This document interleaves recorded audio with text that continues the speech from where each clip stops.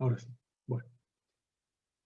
Bueno, a ver, repito lo que dije y que no quedó grabado. Tenemos una barra de sección transversal cualquiera, de eje recto, en donde tomamos una sección dentro de esa barra también cualquiera, y en donde hacemos coincidir el origen de una terna coordenada cartesiana con el baricentro de la sección. De tal manera que el eje X coincide con el eje de la barra, y los ejes Y y Z son los ejes principales de inercia baricéntricos de esa sección. ¿Estamos de acuerdo? Bueno, eso fue todo lo que dijimos. Y lo otro que dijimos es, si nosotros tenemos una solicitación por flexión, el par de fuerzas que genera el vector momento flector o la flexión se ubican en un plano que es perpendicular al plano de la sección. ¿Estamos de acuerdo? Entonces,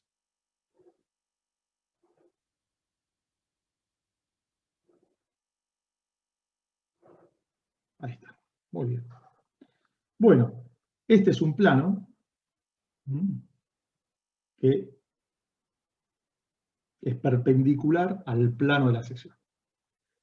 Fíjense que el par de fuerzas, justamente, yo lo voy a ubicar.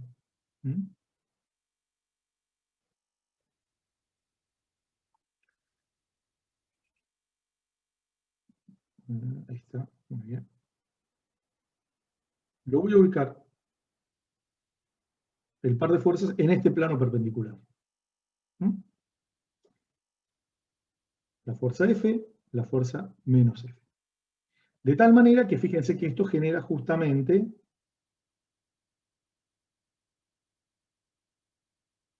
el momento en ese mismo plano que es perpendicular al plano de la sección. Obviamente, el vector momento, ¿cómo va a ser? Va a ser perpendicular a este plano en donde se ubican el par de fuerzas. Entonces, al ser perpendicular, yo lo voy a poner así.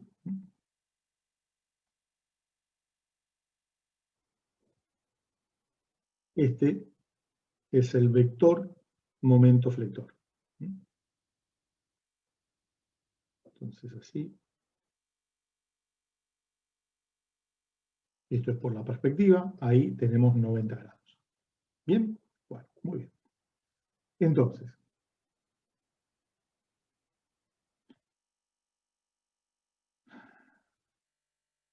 para resumir un poquito las cosas. Par de fuerzas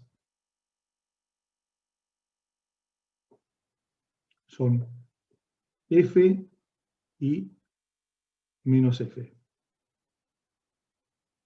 Vamos a poner así. Pertenecen a un plano perpendicular al plano de la sección. ¿Estamos de acuerdo? Al plano al cual pertenece el par de fuerzas se lo denomina plano de flexión.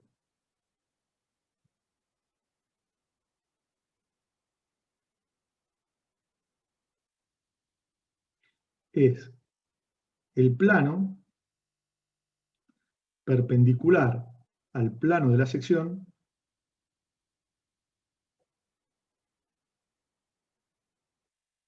y al que pertenecen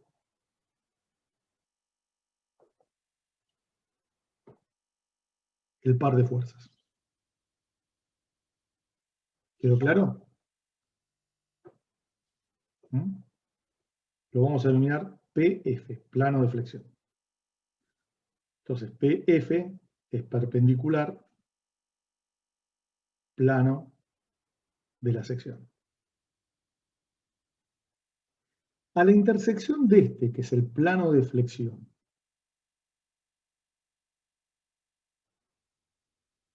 con el plano de la sección, definen una recta, que es esta de acá, que está bien dibujada en grueso. ¿Está bien? A esa recta la vamos a denominar LF y es línea de fuerzas.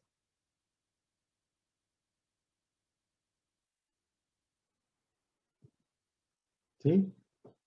Es decir, la línea de fuerzas es la intersección del plano de flexión con el plano de la sección. ¿Quedó claro?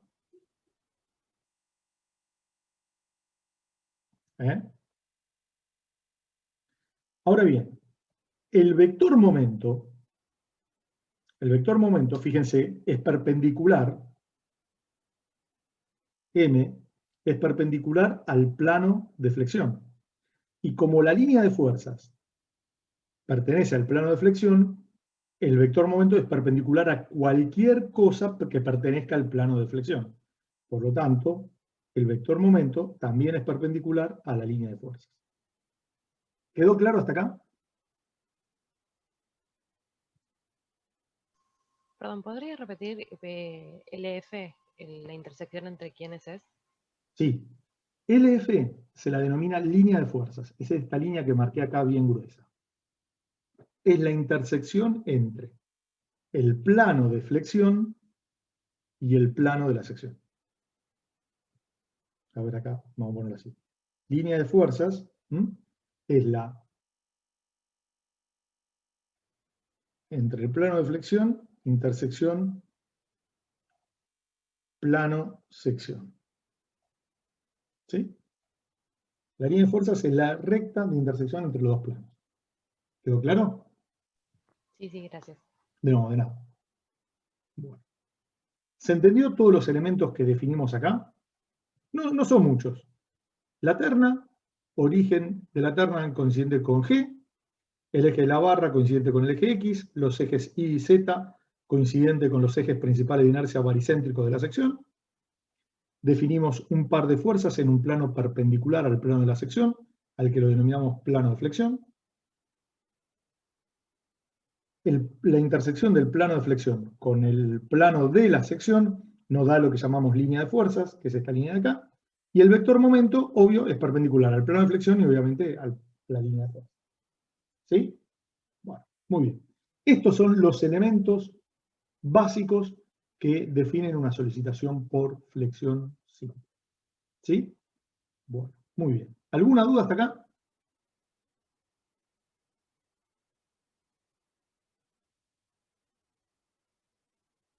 ¿Eh? Profe, ¿podrías leer la definición de plano de flexión, por favor? Sí, es el plano perpendicular al plano de la sección al que pertenecen el par de fuerzas.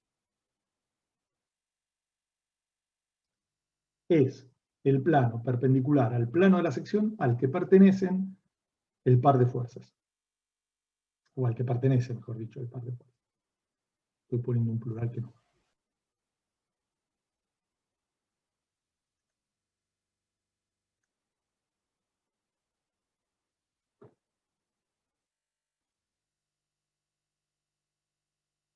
¿Eh? ¿Alguna duda con esto?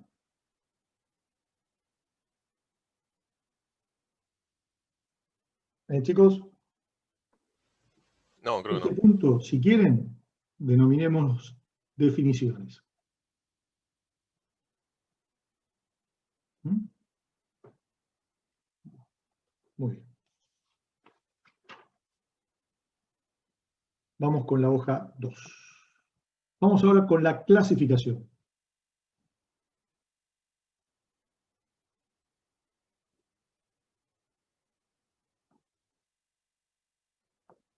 Muy bien. La solicitación por flexión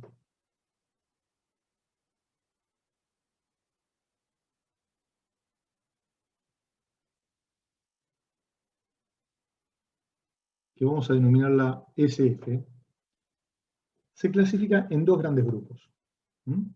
Nosotros ahora vamos a ver uno, la semana que viene vamos a ver otro. O empezar a verlo, no creo que termine. Muy bien.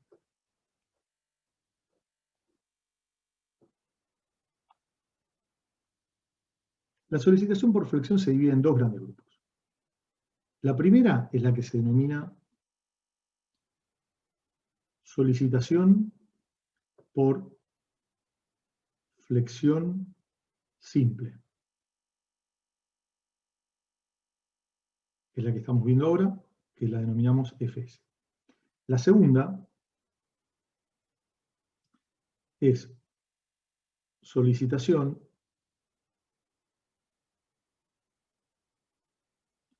por flexión compuesta. Y la vamos a denominar FCM.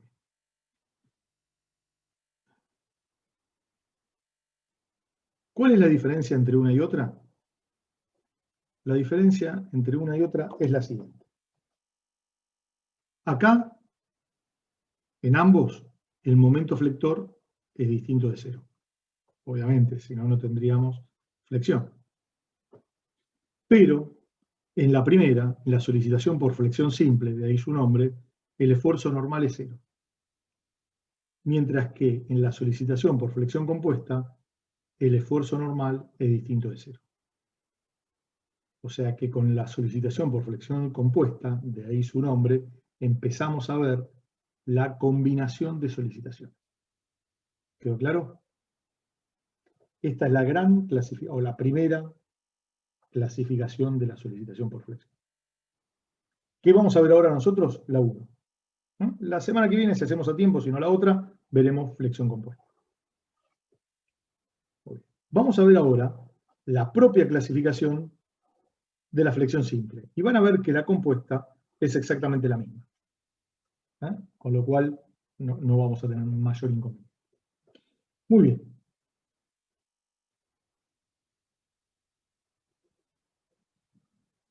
Flexión simple.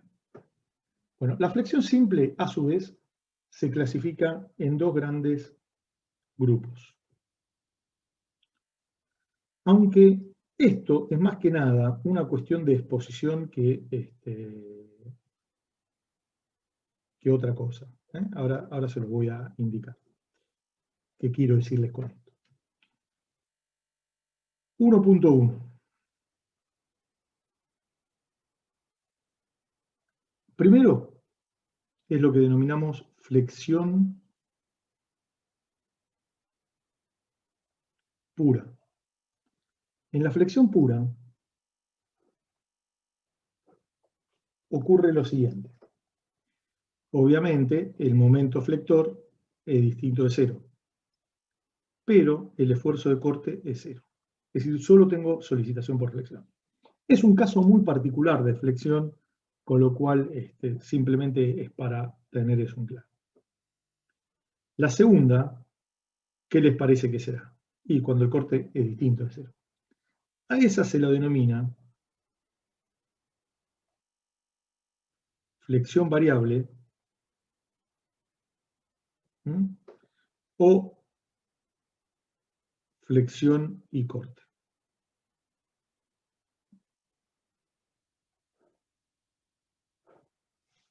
Entonces, acá, el momento flector es distinto de cero, el corte también es distinto de cero.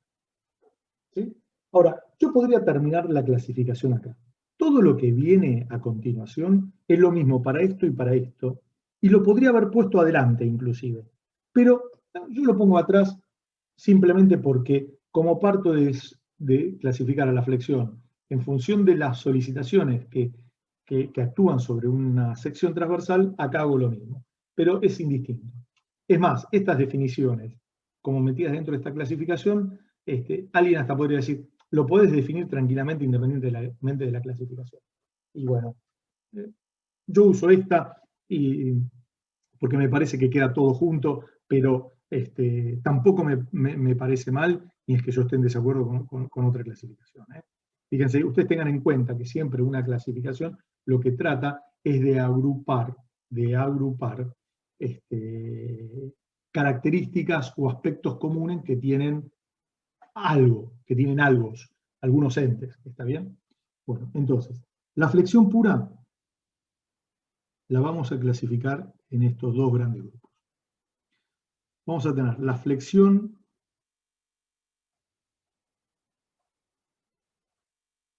recta o normal. En la flexión recta o normal,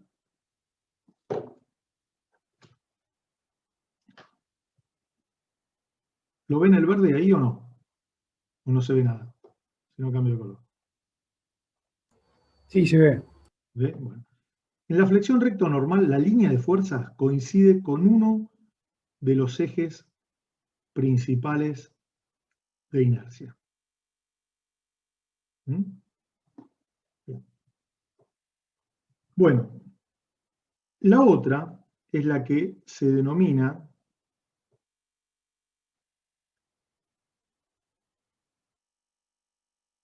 flexión oblicua.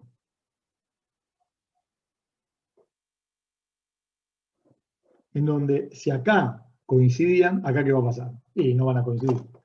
Entonces, la línea de fuerzas no coincide con ninguno de los ejes principales de inercia. ¿Quedó claro? Bueno. Y la flexión variable o flexión y corte se clasifica de la misma manera que esta. De lo mismo se clasifica.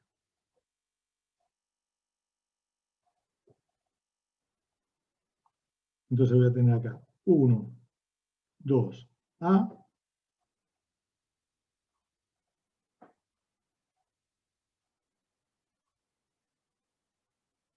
flexión recta o normal,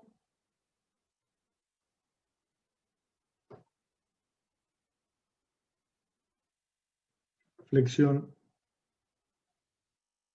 oblicua. Fíjense que las definiciones de flexión recta o de flexión oblicua es independiente de que estemos en flexión pura o variable. Y es más, le voy a decir, es independiente de que esté en flexión simple o compuesta. Así que simplemente yo, como les dije antes, lo hago acá porque, así que fíjense que en un pantallazo ya tengo todas las posibilidades de que puede ser una solicitación por flexión. Es más que nada por eso que me gusta a mí darle esto, pero tengan en cuenta que hay otras personas, otra bibliografía y otros docentes que no lo dan así como lo doy yo, pero bueno, y no está mal tampoco, obviamente. Es simplemente acá un criterio de exposición del tema, de cómo yo les quiero mostrar a ustedes el tema. Bien. ¿Alguna duda con esto? ¿Se entendió? ¿Sí? Sí, sí. Bien, perfecto. Bueno, una aclaración. Tengan en cuenta esto, que fíjense que para que el corte en la flexión pura sea cero, el momento ¿cómo tiene que ser?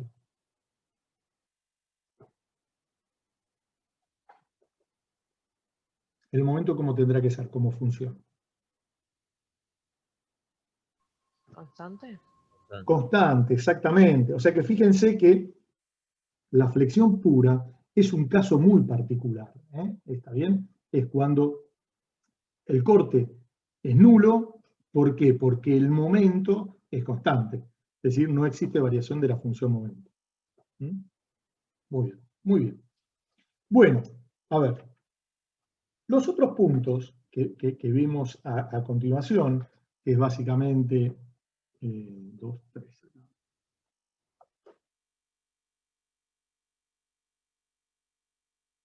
El objeto de este tema y 0,4, lo que sería el alcance,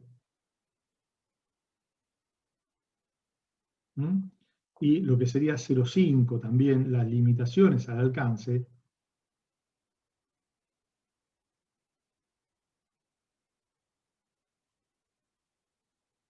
son prácticamente los mismos de lo que nosotros vimos para solicitación AXIL, con la única diferencia que el objeto, cuando diga analizar y estudiar barras solicitadas a solicitación AXIL, acaba de decir a flexión simple. Cuando diga dimensionar barras solicitadas a esfuerzos normales, acaba de decir a flexión simple. Exactamente lo mismo. El alcance, por ahí vamos a tener algunas variaciones, pero bueno, lo van a ir viendo con lo que desarrollemos. Y las limitaciones al alcance, bueno, no vamos a ver ni concentración de tensiones y tampoco vamos a ver solicitación por flexión en régimen anelástico. ¿Entendido? Así que básicamente es eso. Por eso es que yo tenía otra reglita, me desapareció del mapa. No sé dónde la puse ahora.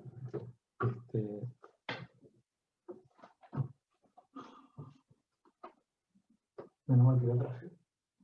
No sé dónde la puse ahora. Bueno,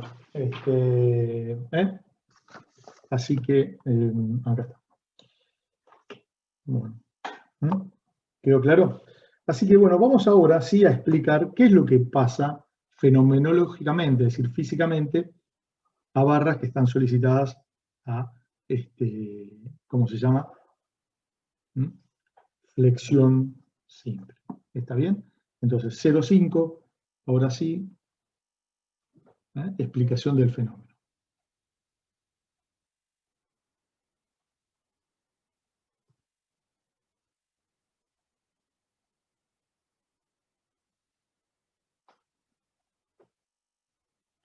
Al igual que hicimos para solicitación axil, ahora voy a poner un elemento estructural solicitado a, ¿cómo se llama? A flexión, y para eso, previo a ensayarla, voy a armar una cuadrícula en toda la superficie lateral de la barra. ¿Entendido? Así que...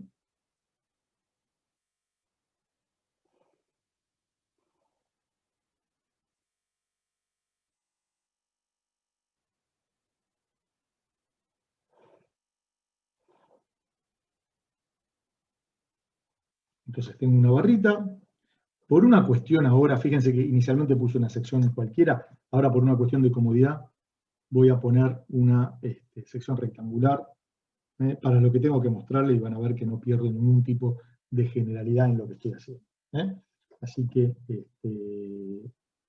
dicho esto, armo una cuadrícula en toda la superficie lateral.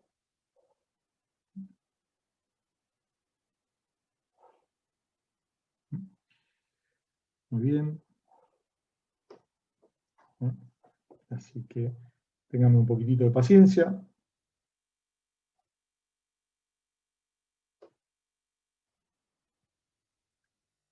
Lo que pasa es que el AutoCAD versión menos 10 me anda un poquito lento. Es un poquito pesado porque es la última versión. Así que ténganme paciencia con los dibujitos. Así que... Ahí está. Perfecto. Tenemos todo. Miren. A ver. Las rayitas verticales, esta de acá, ¿qué me están representando? Bueno, me están representando, ¿qué les parece? Las secciones transversales.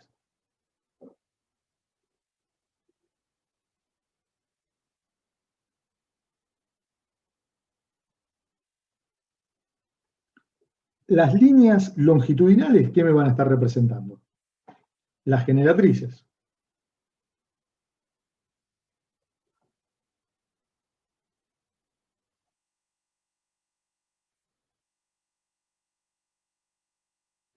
¿Estamos de acuerdo? ¿Sí?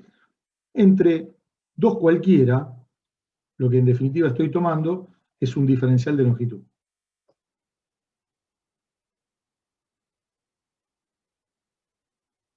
Bien. ¿Hasta acá estamos de acuerdo, chicos? Bueno. Gracias. A ver, ¿dónde estamos acá? Bien. A ver, para verlo, esto un poquito en perspectiva.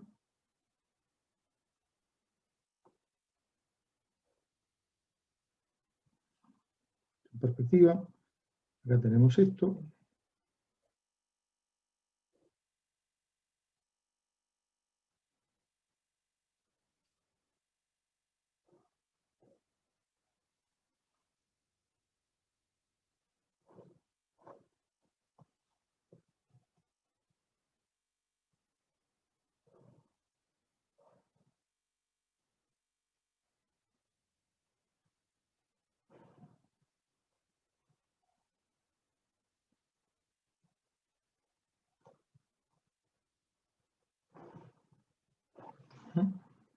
Perdón, acá me quedé un poquito corto. Este era 4,5. Acá tenía que haber hecho 4,5 también.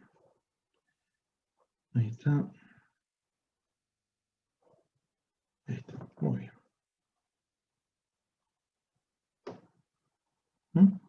¿Sí? Bueno, entonces.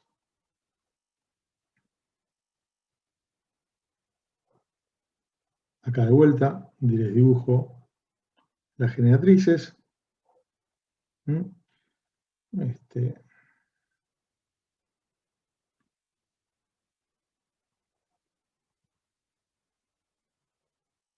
Las secciones. Y acá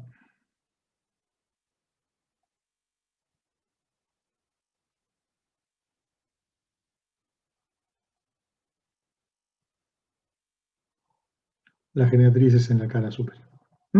¿Quedó claro? ¿Sí? Fíjense que en definitiva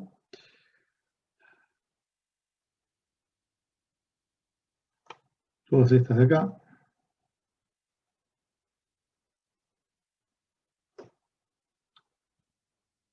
son las generatrices de la barra. Bien. Bueno, ¿y qué vamos a hacer ahora? Le vamos a aplicar una carguita, ¿les parece? Entonces, en el medio vamos a poner una carga P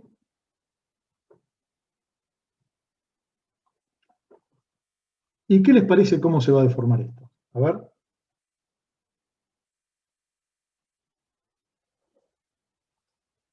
Mientras yo sigo dibujando, ustedes me van hablando.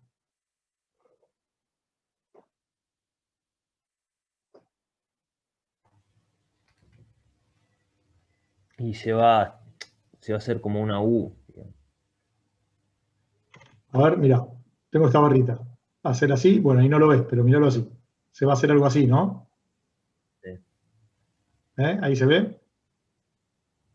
¿Sí? Sí, sí, sí. Se va a deformar. Es como que ustedes se agarren, imagínense que ustedes ponen un tablón de madera entre dos bancos y se paran arriba. Bueno, se va a pansear hacia abajo, obviamente. Entonces, lo que esto va a pasar va a ser esto. Vamos a ponerlo así, vamos a ponerle acá 1 centímetro para abajo, para una cuestión de, y acá le vamos a dar después 2 para arriba. Ahí está. Muy bien. Así que bueno, vamos a dibujarlo.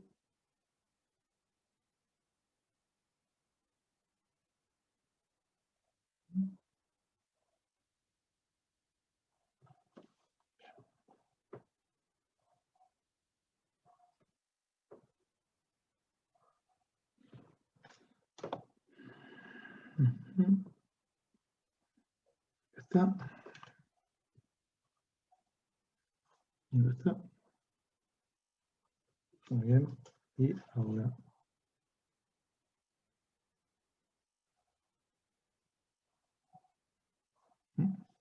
Ahí estamos. Con lo cual, fíjense que cada una de las generatrices ahora, 1, 2, 3, acá, todas estas generatrices, en definitiva, se van a ver deformados de la siguiente manera.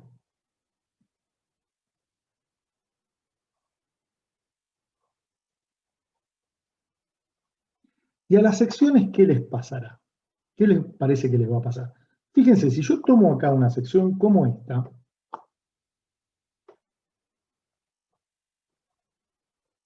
¿qué es lo que va a pasar? Bueno, primero va a sufrir un desplazamiento vertical, pero a su vez, si inicialmente estaba así, a la sección lo que le va a pasar es que va a rotar, va a ser algo así. Salvo obviamente a esta que está justo acá en el medio, donde ahí la tendría acá. Entonces, las secciones, ahora vamos a ver justamente qué es lo que van experimentando. Muy bien. Así.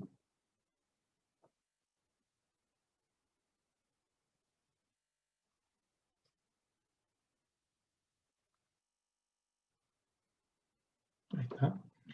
Entonces, esto van a ser así.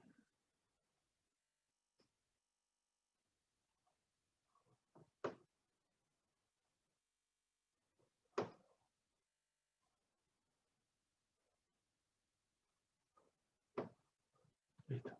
O sea que una sección que inicialmente estaba acá,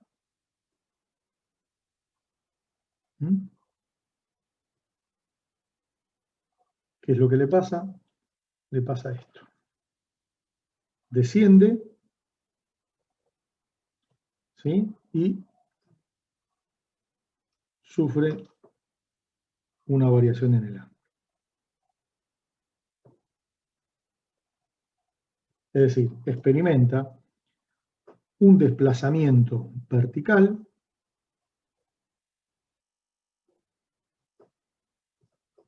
que lo vamos a llamar W, y a su vez sufre un giro. W es WZ. A todos los desplazamientos, un desplazamiento A en la dirección X, lo vamos a denominar A sub X o U. La componente en la dirección Y, A sub Y lo vamos a denominar B. Y en la dirección Z va a ser A sub Z igual a W. ¿Quedó claro? Muy bien. Bueno. Entonces, vuelvo a repetir. Las secciones, después de una solicitación por flexión, sufren desplazamientos verticales y giran. Muy bien. Entonces, pero se observan varias cositas más. Primero que las secciones que originalmente eran planas, siguen siendo planas después de la deformación por flexión. También se observa que las secciones giran alrededor de un eje, al cual lo vamos a denominar eje o línea neutra. Y esto, que se observa experimentalmente, se transforma en una observación que con cada solicitación por flexión es factible de ser visualizada. Y esto hace que se transforme en lo siguiente. En una hipótesis de trabajo que se conoce como hipótesis de Bernoulli-Navier.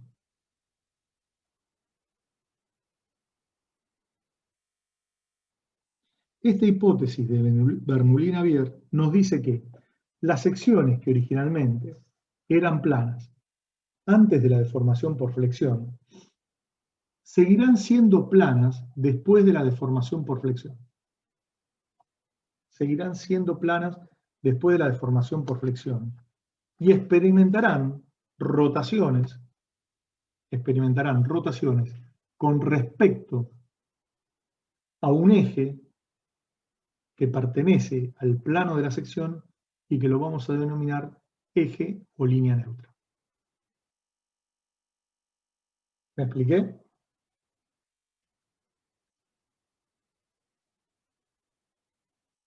¿Chicos? Sí, sí. Bien.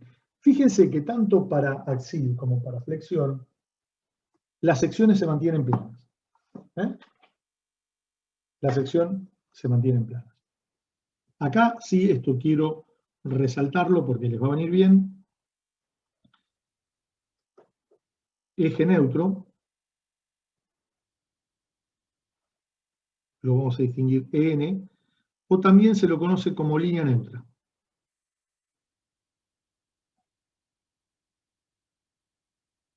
Tengan en cuenta que la línea neutra o el eje neutro pertenecen al plano de la sección.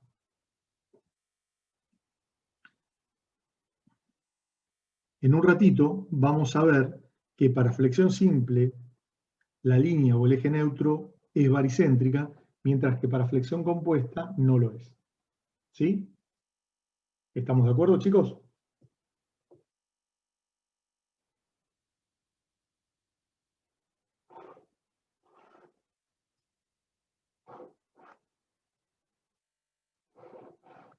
Muy bien.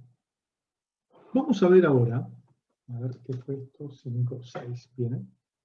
Entonces vamos a ver ahora, como 6, las ecuaciones de equivalencia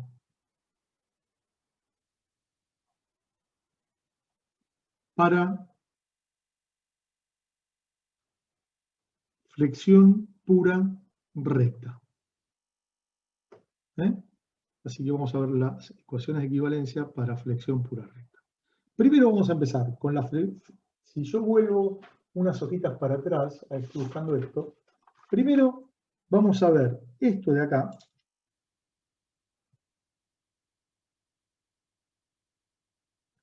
Y después vamos a ver esto. Porque entendiendo esto va a ser muy fácil. Y después vamos a ver que haber visto esto era lo mismo que haber visto esto de acá. Que el corte no nos incide ni nos molesta para nada. Así que en definitiva, cuando veamos flexión recta o normal ahora, a continuación vamos a estar viendo esto y esto. Pero después a lo último, de flexión simple, le voy a aclarar esto. Porque es lo mismo. Y una vez que veamos estas dos, vamos a ver esta que va a ser lo mismo que esto. ¿Estamos de acuerdo? Lo que pasa es que esto es una extrapolación de la flexión recta. Nada más. ¿Me expliqué, chicos? Con lo que vamos a hacer. Así que ahora vamos a ver, entonces, las ecuaciones de equivalencia para flexión pura recta. Y cuando la flexión es pura, quiere decir que el corte es cero, y cuando es recta, quiere decir que la línea de fuerzas coincide con uno de los ejes principales de inercia. ¿Entendido?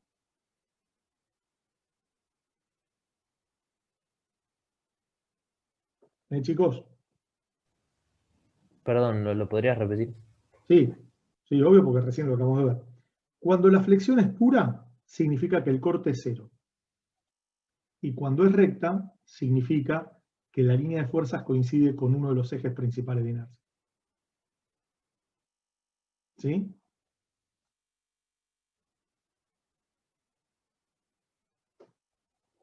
¿Me expliqué? Sí, sí. Perdón, ¿la recta cómo era?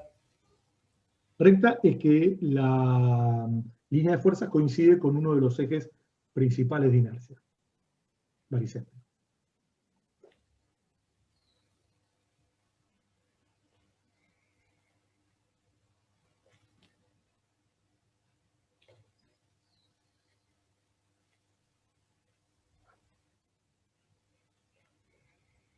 Bueno, como siempre, nuestra terna eterna, X y Z, y donde acá obviamente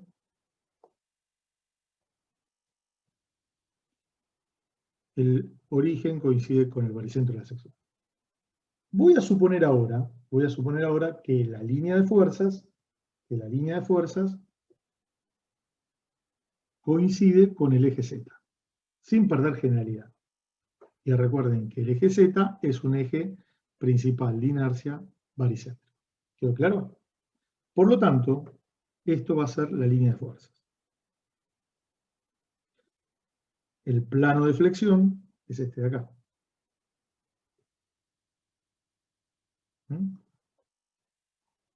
Muy bien.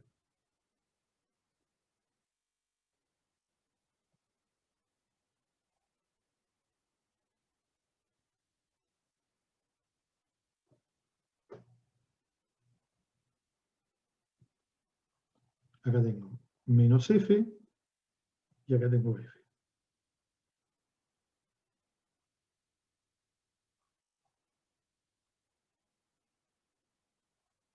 Acá tengo el momento. Por lo tanto, fíjense que el vector momento es perpendicular al plano de flexión. Esto es el plano de flexión. Y obviamente es perpendicular a la línea de fuerzas. En este caso, fíjense, ¿qué dirección va a tener el vector momento?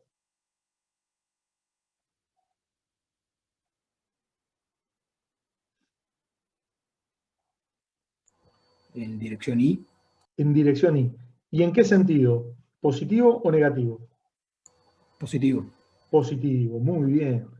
O sea que acá lo tenemos al vector momento.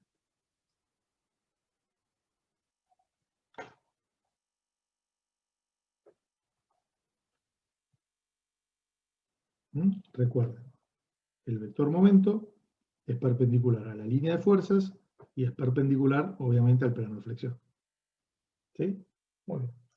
Bueno, planteamos todas las ecuaciones de equivalencia para este problema. ¿Les parece? Así que esperemos que entre acá. N es igual a 0 y es igual a la integral extendida a toda el área de sección de sigma x por diferencial de A.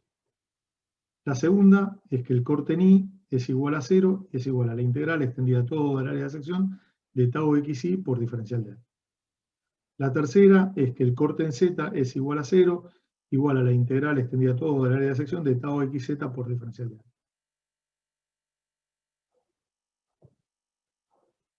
La cuarta es la que me relaciona, la separo con una doble línea para indicar las que provienen de la resultante de reducción y las que provienen del momento resultante de reducción. La cuarta. El momento en x es igual a 0 y esto es igual a la integral extendida a toda el área de la sección de tau xi por z más tau xz por i, todo esto por diferencial de área. La quinta es que el momento en i, que acá ahora es distinto de 0, es igual a la integral extendida a toda el área de la sección de sigma x por z por diferencial de área.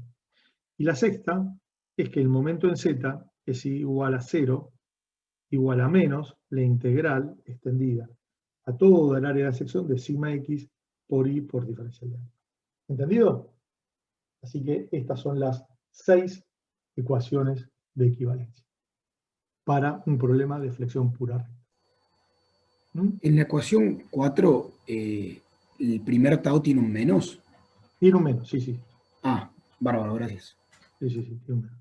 Porque, fíjate, mirá, si yo tengo acá los ejes Z e I, fíjate, si acá vos tenés un diferencial de área, y yo tengo acá tau xi, y acá tengo tau xz, cuando vos multiplicás este tau xi por esta distancia, te queda, fíjate, a 0, te queda un momento torsor negativo. En cambio, el tau xz te queda un momento torsor positivo. Por eso va al menos. Perfecto, gracias. De nada. Bueno. Muy bien. 4. Bueno, vamos a operar en forma muy similar a como operamos antes, pero con las ecuaciones de equivalencia. Y bueno, no, nada más que eso. Así que vamos a ver ahora, entonces, esto, no sé por qué, agarré hoja que tengo escritas. Entonces, esto que hoja era 4, vamos con la 5. Muy bien. Entonces, 7. Conclusiones.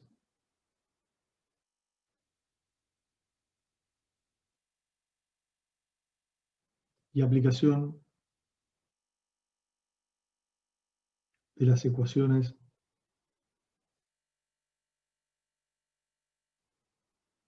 de equivalencia. Muy bien. Ahí estamos. Bueno, muy bien. Para eso, para el análisis que voy a hacer a continuación, nos basamos, o nos vamos a basar, lo mismo que hicimos para solicitación axil, pero ahí en la hipótesis de Navier, acá es la hipótesis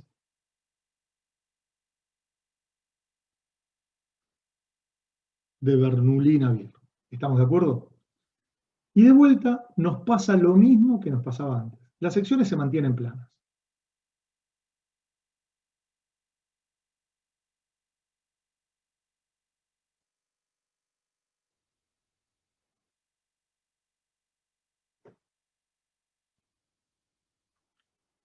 Esto implica que no se alabean. Y nos lleva a la pregunta, ¿se distorsionan? Bueno, y vamos a hacer un análisis igual al de solicitación axil. Igual. Entonces, primer caso. Vamos a hacerlo con este, que se ve un poco más, me parece. Primer caso.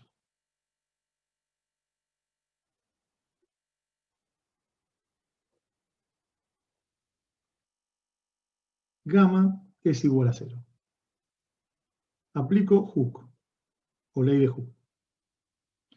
Por lo tanto, tau es igual a G por gamma, y esto es igual a 0. Si esto es así, la segunda, la tercera y la cuarta ecuaciones de equivalencia se satisface. ¿Entendido? ¿Sí? La otra posibilidad es que se distorsionen, con lo cual en este caso no se distorsionan. Pero la otra posibilidad es que se distorsionen, pero que esa distorsión sea constante. Por lo tanto, todos los gamas son constantes y la sección se mantiene plana. ¿Se acuerdan de eso? ¿Mm? Chicos. Perdón, ¿cómo era? Claro. Si las secciones se mantienen planas, significa que no se alabean. Entonces, la pregunta a continuación es, ¿pueden mantenerse planas sin alabearse, pero distorsionarse? Y vimos que sí. ¿Se acuerdan cuando todas giran lo mismo? Que yo les hice este dibujito, a ver, ¿dónde era que lo tenía? A ver.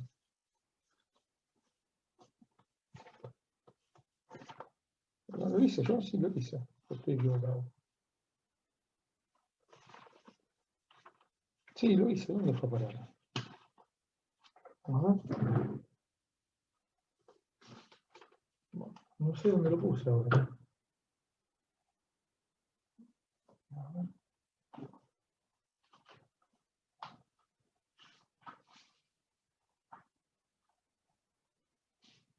Bueno, pensé que no había hecho yo un dibujito con la sección que se distorsionaba pero plana.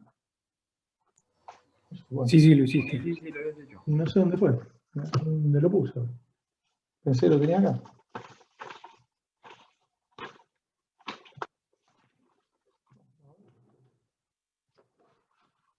Bueno, no sé dónde lo puse ahora, la verdad. O sea, lo voy a buscar. Pero ¿se acuerdan que era lo siguiente? A ver, si yo tenía la sección así, y acá dibujaba varios cubitos elementales que representan los puntos, si esto gira, pasa a ocupar esto acá, todos estos son rectas paralelas, la distorsión es la misma, y lo que me pasa es que la sección queda ahí. Entonces, acá el gamma es constante, ¿entendido? Entonces, eso era lo que básicamente pasaba, ¿se acuerdan? Entonces, acá se mantiene plana, no se la vea, pero se distorsiona. Entonces quiero analizar ese caso, que son las dos posibilidades que pasa cuando se cumplen, que se mantienen planas y no se la vean. Entonces, si gamma es constante, aplico Hooke, tau es igual a G por gamma, esto es constante, ¿y qué pasa? ¿Qué pasa acá? Bueno, acá se complica un poquito el tema, pero no mucho. Entonces, fíjense, de la segunda y terceras ecuaciones de equivalencia, surge que 0 es igual a la integral extendida a todo el área de la sección de tau xy por diferencial de área. Tau xy, al ser constante, sale fuera de la integral. Entonces me queda tau xy por la integral extendida a todo el área de la diferencial de área. ¿Y esto a qué es igual? Y esto es igual a que 0 es igual a la integral de diferencial de área. Y acá llegamos a que esto era una incongruencia matemática y física. ¿Entendido? Entonces, lo único que hace esto es que llegamos a la conclusión, como consecuencia de estos dos, de que tau es igual a 0 y obviamente gamma es igual a 0. ¿Sí? Por lo tanto, las secciones en solicitación por flexión se mantienen planas, no se alabean y a su vez tampoco se distorsionan. ¿Quedó claro?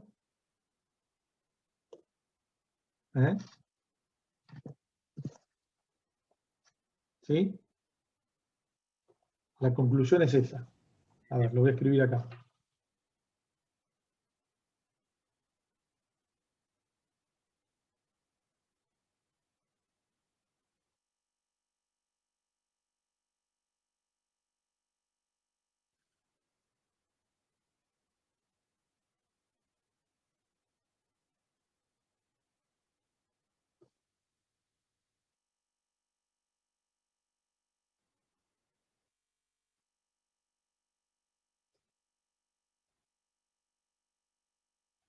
Y no se distorsiona. ¿Quedó claro, chicos? ¿Estamos de acuerdo? Sí. Bueno, perfecto. Muy bien. Bueno, dicho esto, si Sofita desapareció del mapa,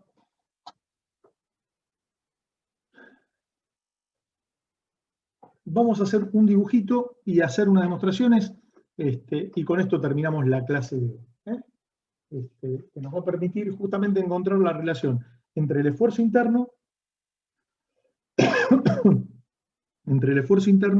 y las tensiones. Entonces, bueno, voy a hacer un dibujito, me va a llevar un poquitito de tiempo, no mucho, no me va a llevar mucho tiempo, pero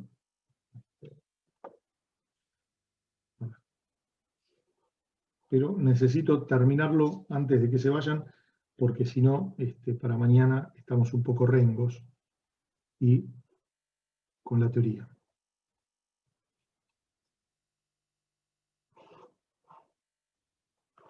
Bueno, muy bien.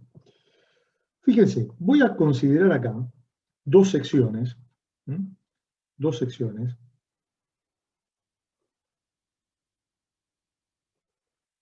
¿sí? A las cuales la barra continúa para allá, a las cuales acá la voy a denominar 1, sección 1, y acá le voy a denominar sección 2. Esto vamos a suponer que está separados un diferencial de longitud, diferencial X, que por ahora voy a considerar que es unitario, es decir, que vale 1. ¿Quedó claro? Vamos a suponer también que esto, no, vamos a poner acá, que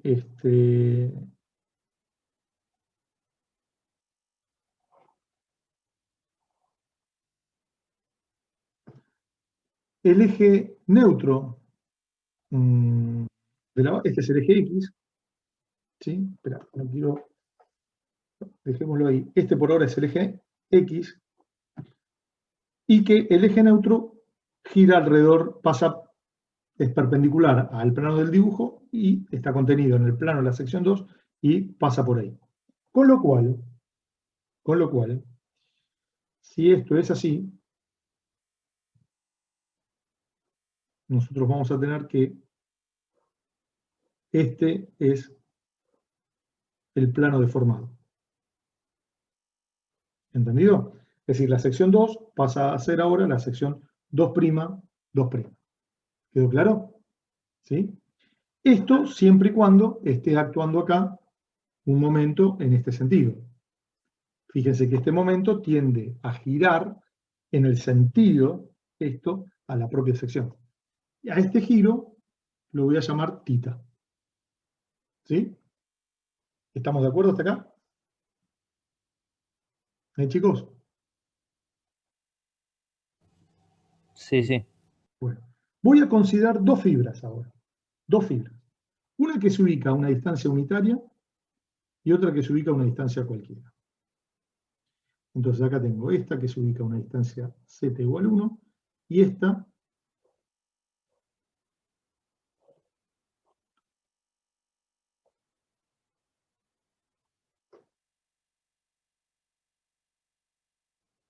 que se ubica a una distancia z. Después enseguida se van a dar cuenta por qué hago esto. Es para establecer después una variación de triángulos. Nada más. Entonces,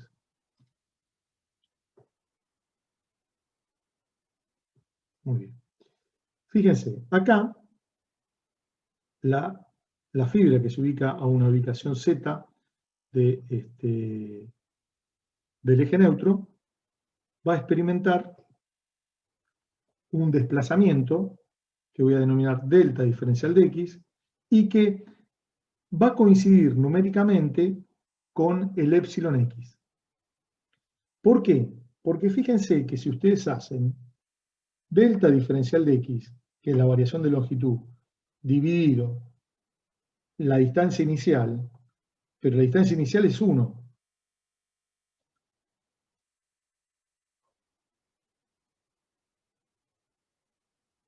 Esto coincide con epsilon x. ¿Entendido? Y en el caso de acá, ¿sí?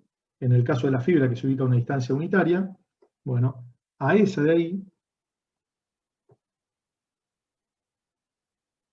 la voy a denominar epsilon x raya. Es decir, de tal manera que epsilon x raya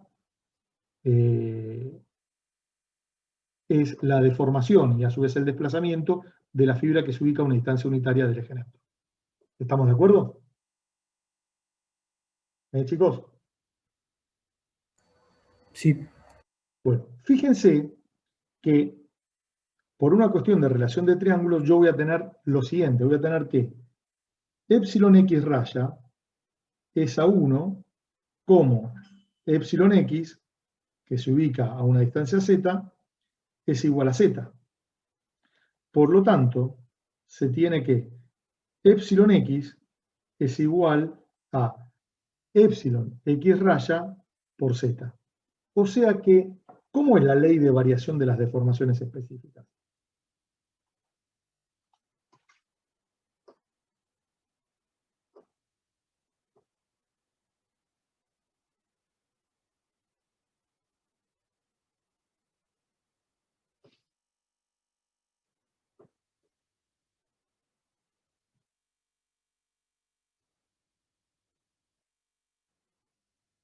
Guardan una relación lineal, ¿entendido?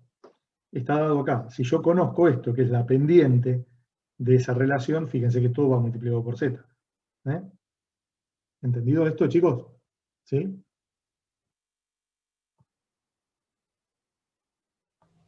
Perdón, ¿podrías explicarlo de nuevo? Conmigo me perdí. Sí. Mira, vos fíjate esto. A ver, vamos a... Fíjate, yo tengo acá esta que es la sección en la posición antes de deformar. Cuando se deforma, pasa esto de acá. Fíjate que todos los desplazamientos guardan una relación lineal, en definitiva. Esto se me alargó esto se me alargó esto, pero todos están sobre una recta. O sea que yo podría decir, mira, este es mi eje de abscisas y esta recta lo que está representando es mi función, y donde cada ordenada de esa función son los desplazamientos que experimentó cada fibra. Ahora, al estar todos sobre una recta, quiere decir que la relación entre todos esos desplazamientos es lineal. Y como la longitud inicial es la misma para todas esas fibras, al dividir una relación lineal, dividir una constante, me sigue dando una relación lineal. Otra forma de verlo, de que tanto los desplazamientos como las deformaciones de una barra, de las fibras de una barra solicitada de esfuerzo flector o a solicitación por flexión, tienen una relación lineal, que es lo que vemos acá. ¿Sí? Fíjate que acá lo único que hice es que es el desplazamiento de la fibra a una distancia z del eje neutro, es epsilon x. Y por una relación de triángulos, epsilon x es a z como epsilon x raya es a 1. ¿Sí? ¿Me expliqué? Sí, sí. ¿Seguro? O más o menos. No, sí, se entendió. ¿Se entendió? No, Perfecto. letra, por eso me confundo. ¿Cómo, perdón? Que no veo muy bien los subíndices de los delta, por eso me confundo un poco.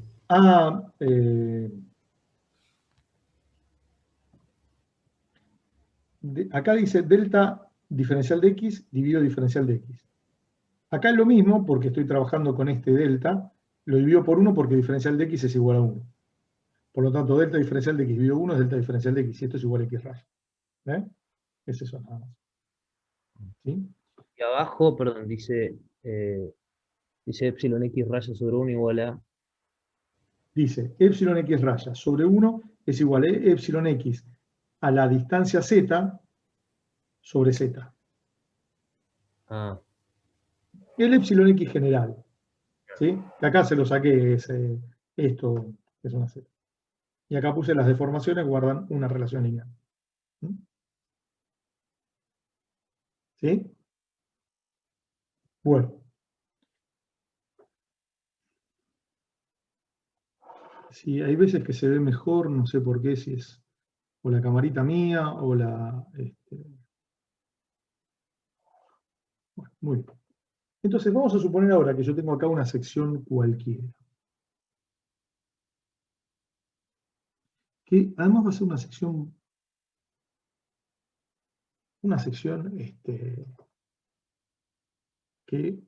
con algunas características especiales. Acá tengo el eje Z,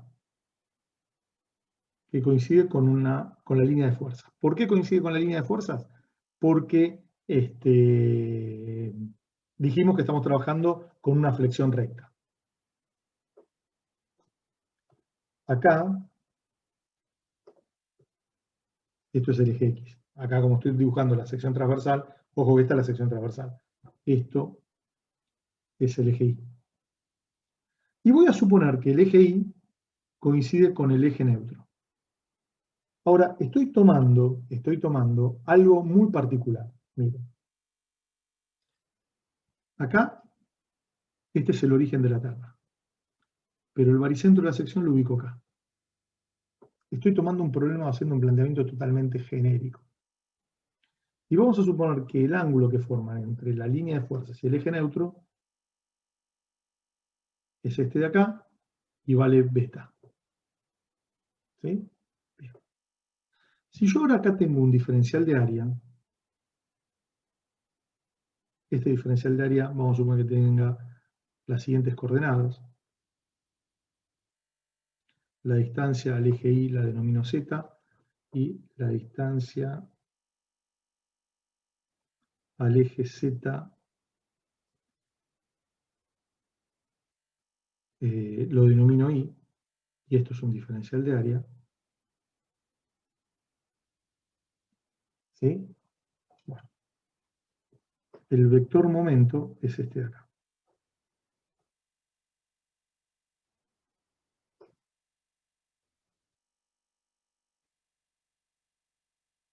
El vector momento es ese ahí. ¿Sí? Muy bien. Ahora, si esto es beta, por alternos internos no, por opuestos por el vértice, esto de acá es beta. Por lo tanto, este de acá es 90 menos beta. Recuerden que el momento y la línea de fuerza son perpendiculares siempre. Entonces, este es esto de acá. ¿Sí? ¿Quedó claro? Chicos. Bien. Bueno. Sí, sí. Lo único que he hecho es hacer que Z e Y no coincidan con el baricentro de la sección. Justamente para hacer una demostración que la voy a realizar por el absurdo. Nada más que por eso. Es nada más que por eso. Bueno, entonces, ¿nos podemos quedar 10 minutitos más, chicos? Y cerramos estas dos demostraciones que tengo que hacer.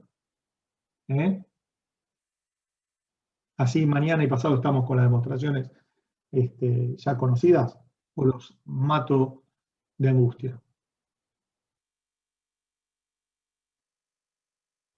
No, por mí quedemos, no. ¿Sí? ¿Nos quedamos? Bueno. Bueno, muy bien.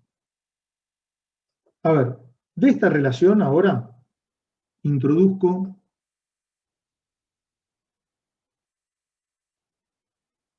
ley de Hooke.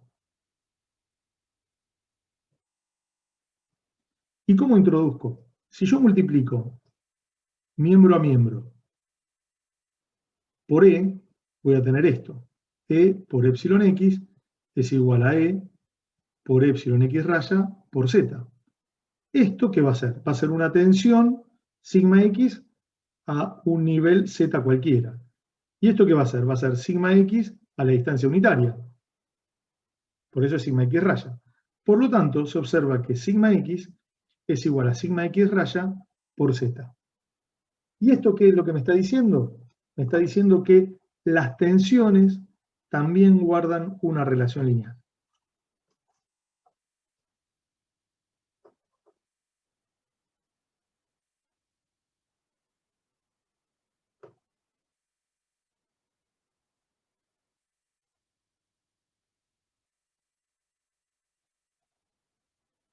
¿Sí?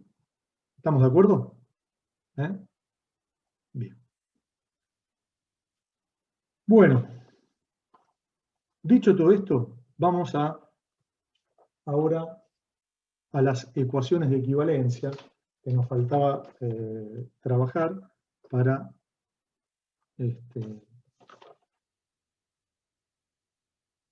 y vamos a demostrarlas que son muy fáciles. Así que vamos a tomar la primera ecuación de equivalencia.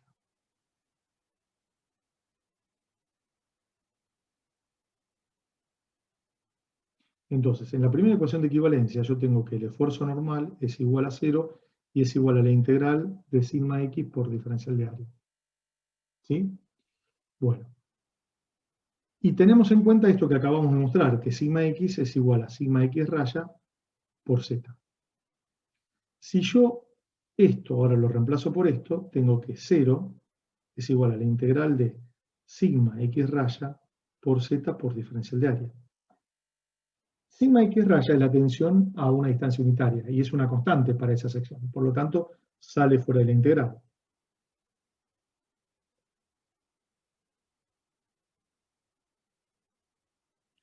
Con lo cual esto se cancela y me queda que 0 es igual a la integral de z por diferencial de área. ¿Y esto qué es? Es el momento estático del área de la sección respecto del eje neutro. Ahora, resulta que, porque z es la distancia al eje y el eje y era el eje neutro, recuerden.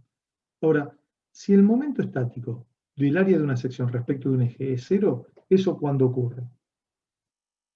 Cuando es el eje que es. Baricéntrico. Exactamente. Conclusión, el eje neutro es baricéntrico. Entonces, fíjense que yo en el dibujito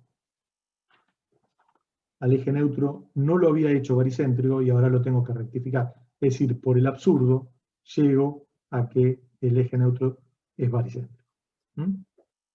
Es un semi-absurdo, no es absurdo. Pero parto de suponer que no pasa por el baricéntrico. Bueno, muy bien. Vamos ahora a tomar la sexta ecuación de equivalencia.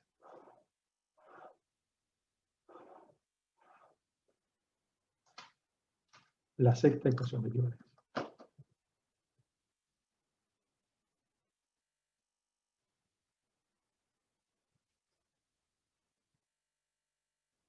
La sexta ecuación de equivalencia es la que me define a MZ. Entonces yo tenía que es MZ es igual a 0 y es igual a la integral de sigma x por i por diferencial de área. En realidad es menos. Lo que pasa es que esto, si lo paso todo para el otro lado, me queda en definitiva que es sigma x por i por diferencial de área. Pero sigma x, por lo que acabamos de ver, es sigma x raya por z. Por lo tanto, lo puedo llevar ahí adentro. Entonces me queda que 0 es igual a sigma x raya por i por z por diferencial de área. Sigma x sale fuera de la integral y se anula, y me queda que i por z por diferencial de área es igual a 0. ¿Y esto qué es? Momento centrífugo. Muy bien. Es el momento centrífugo del área de la sección respecto de la línea de fuerzas y del eje neutro. Entonces, esto significa que el momento de inercia de la sección respecto de la línea de fuerzas y respecto del eje neutro es igual a 0, que para nosotros es el momento de inercia, el momento centrífugo, no de inercia, de la sección respecto de los ejes Y y Z respectivamente. ¿Quedó claro? Muy bien.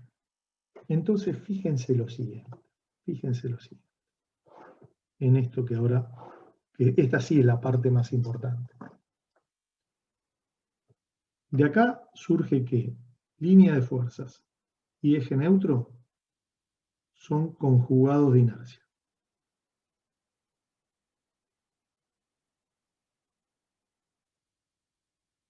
Sí. Bien. Pero lo más importante es el resumen de estas tres observaciones. Lo voy a escribir en rojo. El primer comentario es que nosotros partimos de que la línea de fuerzas coincide con un eje principal de inercia baricéntrico. Es de donde partimos. Después demostramos que el eje neutro es baricéntrico. Y después demostramos que la línea de fuerzas y el eje de neutro son conjugados de inercia. Y entonces fíjense lo siguiente. Si la línea de fuerzas es un eje principal de inercia baricéntrico, la línea de fuerzas y el eje neutro son conjugados de inercia. Por lo tanto, su momento centrífugo es cero. Pero a su vez, el eje neutro es baricéntrico. La conclusión es que el eje neutro es el otro eje principal de inercia baricéntrico. Y esto sí es la principal conclusión a la cual arribamos de dónde partimos y del análisis de la primera y de la sexta ecuaciones de equivalencia. ¿Quedó claro?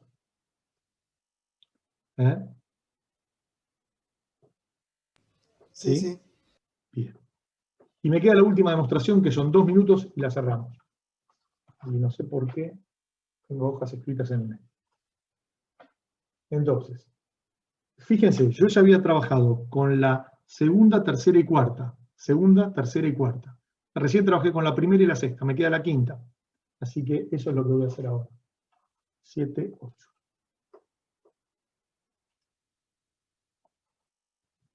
Entonces, quinta ecuación de equivalencia.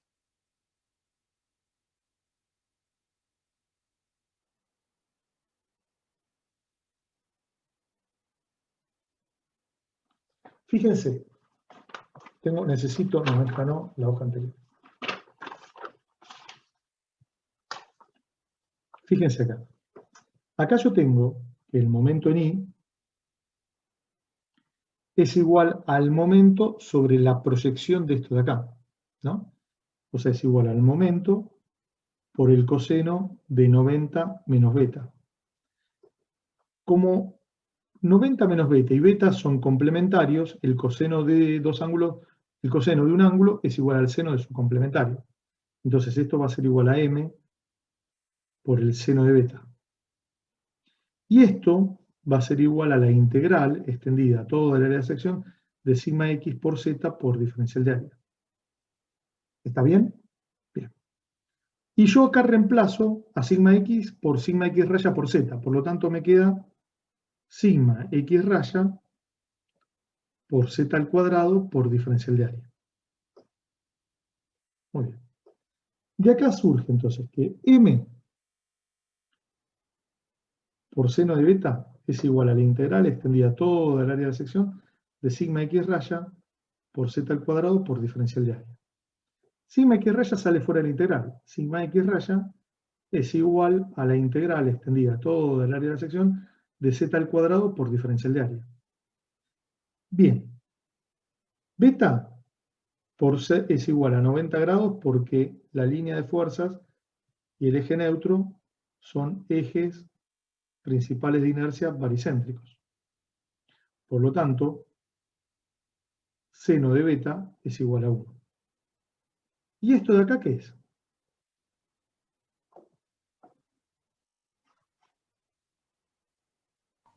Momento de inercia. Momento de inercia respecto de qué eje.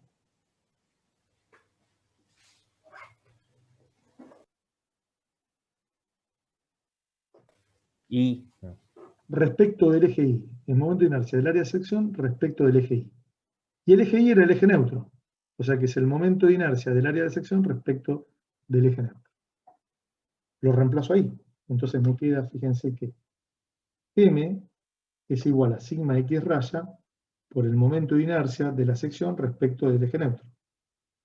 Pero sigma x era igual a sigma x raya por z. Por lo tanto, sigma x raya es igual a sigma x sobre z. Lo reemplazo acá y me queda que m I es igual a sigma X sobre Z por I sub EN. Y de acá surge que las tensiones es igual al momento en I dividido el momento de inercia respecto al eje neutro por Z. Y el momento de inercia respecto del eje neutro es igual al momento de inercia respecto del eje. Y esta es la expresión final a la que quería llegar, que justamente lo que me permite es encontrar la relación entre la solicitación interna y las tensiones.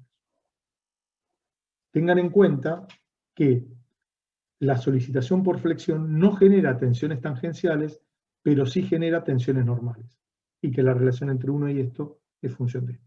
Con lo cual, acá sí depende de cómo está distribuida la tensión, porque a mayor momento de inercia, el momento de inercia implica en cómo está distribuida el área de la sección en la propia superficie de la sección, a mayor momento de inercia, menores van a ser las tensiones. Por eso, cuando yo tengo una barra como esta, fíjense que así es muy difícil, es muy fácil deformarla, ¿no? ¿Sí? ¿Por qué? Porque esta sección, ¿no? Es decir, si yo esto lo coloco así, y esta es la sección, y la carga la coloco de esta manera, esto es muy fácil deformarlo, ¿no? Fíjense así o así para que se vea bien. Pero si en cambio pongo la regla, la pongo así, y le pongo la carguita acá, fíjense que prácticamente no la puedo deformar. Ahí está. A ver, estoy tratando de flexarla en el plano que ustedes están viendo, pero no la puedo deformar. Tengo que hacer mucha fuerza, la voy a terminar rompiendo porque es un material frágil. ¿Mm? ¿Entendido? ¿Me expliqué, chicos, con esto que fui un poquitito rápido ahora en lo último? ¿Mm? Esta era la expresión que yo quería llegar para que justamente mañana y pasado la puedan aplicar. ¿Eh? Sí, se entendió. Bien. Bueno, cortamos acá y el lunes que viene feriado de vuelta. Damos una clase corta de 2 horas, 2 horas y cuarto, ¿les parece?